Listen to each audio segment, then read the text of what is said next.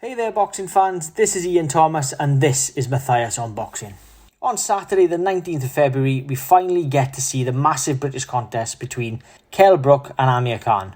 This will be live on Sky Sports Box Office, live from the AO Arena in Manchester. Okay, let's discuss the tail of the tape as always. Kahn comes into this fight with 34 wins and 5 losses, no draws. 21 of those wins have come via stoppage. He's 34 years old. He's 5'8.5", he has a 71-inch reach and he's an orthodox stance fighter. Where Brook comes into this fight with 39 wins under his belt, 3 losses, no draws, 27 of those victories have come with stoppage. He's also 34, he's slightly taller at 5'9", he got a shorter reach at 69 inches and he's also an orthodox stance fighter. So firstly, let's introduce Kell Brook. He fights out of Sheffield and he's previously an IBF World Welterweight title holder when he beat Sean Porter in 2014. I followed Kell Brook since he fought a local lad to us, Barry Jones. I must say I've been impressed with Brook. His strength, his power, his Winkerbank way of fighting has helped him get to the top. I think my only issue is that his fight record, or the names on his record, are not that great. For example, when he fought Carson Jones, a lot of people predicted him to just blow Jones out there. He managed to get a majority decision and come through a broken nose and nearly getting floored in the last round. I think, in the early rounds, Brook does what Brook does best. He moves well, he connects regularly with 2 or 3 punch combinations. He's slick in that way of fighting. Like I said, he carries that power. I think from what I look at Brook, this fight with Kahn has been touted for years. Similar sort of thing with Devin Alexander. That fight fell through, which then Brook took on Jones again. Some fighters are not meant to make you look good, and I think Carson Jones was that type of fighter. Brook did get the stoppage in the end, and then he fought Sinchenko. Another name where obviously was a former world champion, fought Ricky Hatton. He lost to Paulie Malignaggi by stoppage. So it wasn't a great thing, and he wobbled Brook. But they're the type of fights that obviously Brook needed in that type of career path. But again, it was a case of you would have liked to see him fight like a Devin Alexander. Can't afford him, type of those fighters. I know it's difficult to make fights, especially with fighters these days, but you definitely want him to see Brook to fight the more household name rather than the outcast, if you like. I think Brook's biggest night was when he beat Sean Porter on a majority decision out in California. I think that was probably the best you saw of Kell Brook. Again, when I mentioned the criticism of the lack of names on his resume, I know that he's fought the types of Errol Spence Jr. and Terence Crawford, albeit he lost them. He was in the fight, especially against Errol Spence, into that eye socket. And again, he looked more comfortable at middleweight when he lost against Triple G. I was there.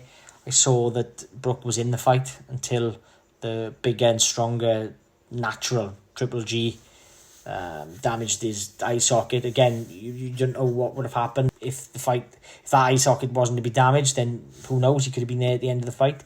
But I think Kahn knows that 147 suits him more than Brook. He's poked fun at Brook, saying he's blown up, he's looking like he's let himself go.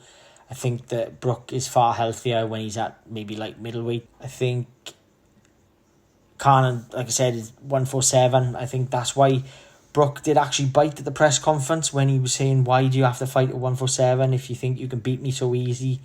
Why demand this weight? And I think the 149 is not going to really make that much of a difference to Kahn. I think it will to Brook. You're coming down a couple of pounds more than Kahn's going up.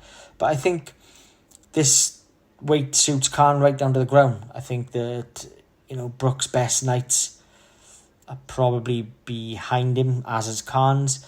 But I think that, if this was made at 154, then Brook would be an easy favourite for me. The fact that it's at a catch weight at 149, I think, depends really how Brook comes into it. Is he going to be drawn? Potentially. And then it's whether how much he hydrates before fight night, how much he's got in the legs and the tank. Because if it does go to the later rounds, then maybe a drawn and a weak Kell Brook at this weight could basically fail, where Kahn could get stronger. It's a lot to ponder, but definitely worth to keep an eye out to the weigh-ins just to see how Brook is. I saw him on Soccer AM this morning and he basically looked fit, he looked healthy, so fingers crossed that we have a very good Kell Brook come into the fight and make sure that he puts on a good spectacle for the British fans. So now let's introduce Amir Kahn. He fights out of Bolton and is a former WBA and IBF World Welterweight title holder. And he's also a former silver medalist at the Athens 2004 Olympics. When Kahn first came through, he had the whole nation behind him. Lots of pressure, but the Brits love an Olympian. He made his debut on ITV and he was growing in confidence until he came across Brady Prescott in 2006, where Prescott absolutely annihilated him in under 1 minute. A result which shocked Britain, but there had been signs that Kahn had been hurt a few times. A change of trainer didn't work, but I do feel that we really saw the best of Kahn where he teamed up with Freddie Roach. He beat a string of quality fighters like Alright Agent Barrera. He fought the likes of Katenlik, Malinaji, Maidana and Zab Judah before his next loss to Lamont Peterson. As I said, those names are way above the type of personnel that Kell Brook has fought. But in that fight against Peterson, I felt that Kahn won the fight. There was a controversial decision and a suspect decision with tampering of the scorecards, but that's another story. But the Garcia fight was similar to the Prescott fight. Kahn was doing what Kahn does, in and out, landing shots with ease, with speed, with power. Garcia didn't know what hit him. But I think what really helped Garcia was basically his father getting in Kahn's head before the fight. Not saying that would have changed the outcome, because Kahn does have a suspect chin, but you can't question his heart. He did get landed with a big shot, Garcia, and that was it. Kahn's legs went to rubber. He saw through a couple more rounds, which again, it was a stoppage on his record, which put him back to square one. But again, I think it was a case that I think Kahn have realised that he's made mistakes in the past. He shouldn't have gone in there fighting fire with fire, especially with a big puncher like Danny Garcia. Again, it was a case that he surprised the world when he fought at middleweight against Canelo in a complete mismatch. But in my opinion, Kahn was beating Canelo. He was almost beating him to the punch every round until he was caught in the 6th round, which ended Kahn. He was literally out on the canvas, which something that didn't really shock everyone. However, Kahn, all due respect, I think he gained Canelo's respect on that night because he was so quick. There was rumours that Floyd Mayweather avoided fighting him and went the Maidana route. But again, that's for another time. You can't question Kahn's heart. He's always willing to fight. His chin doesn't always hold up and he does make mistakes. But I think that's what makes him a watchable fighter in terms of against the powerful punchers is always interesting because the speed always beats the power in some respect. But once that big shot lands, it could end at any time. So it'll be interesting to see what tactics he employs. My assessment of this fight 5 years ago would have said a Kell Brook win, hands down. I felt that Kahn would just get caught and it'd be over. But the older they are and the less or the lack of fights that they've had, it is genuinely a 50-50 fight. It could be a case of who lands first. Is it going to be Kahn with his more or less outboxes most boxers in the early round until he switches off and then gets caught? I mean, Brook has been wobbled a few times. Is the eye sockets going to be in the back of Kell's head? You know, it's one of those, is heart and determination going to be enough in this fight? Is it going to be a case that, I mean, if you look at Brook, he was stabbed in the leg in Spain and could have ended his career, but he managed to come back. He got that grit, he got that determination. It is difficult. I mean, Kahn has been in the jungle. Is he just taking it easy? Or I've seen a lot of footage on Sky where they've gone to his training camp. Is it the Rocky 3 style where he thinks this is going to be an easy night and he's got the cameras in? You just don't know. I mean, looking at this fight as a whole, we all can see this should have happened years ago.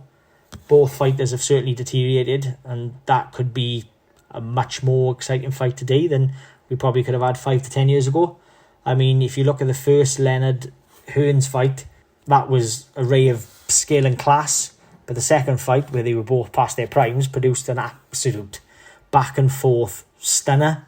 So maybe the Kell Brook of 2022 could be able to produce that some much anticipated fireworks. But I'm excited to see what happens. It's definitely a 50-50 fight. And my prediction is a Kahn early onslaught, maybe even troubling Brook, putting him down, maybe takes a couple of rounds to light up. But I do think that once Brook lands, it could be curtains. I think that I could make a case for Kahn. Of course I can, he has the tools, but I think his chin could let him down. I think he might hit Brook 100 times and Brook only needs to hit him once. That's how important that punch could be. I mean, I wasn't impressed with Brook when he fought Terence Crawford. Changed trainers. He's back with the Ingle gym now, and I just see Kell Brook just winning this by stoppage in rounds 5 to 8. But again, I can make a case for Amir Kahn in the early rounds.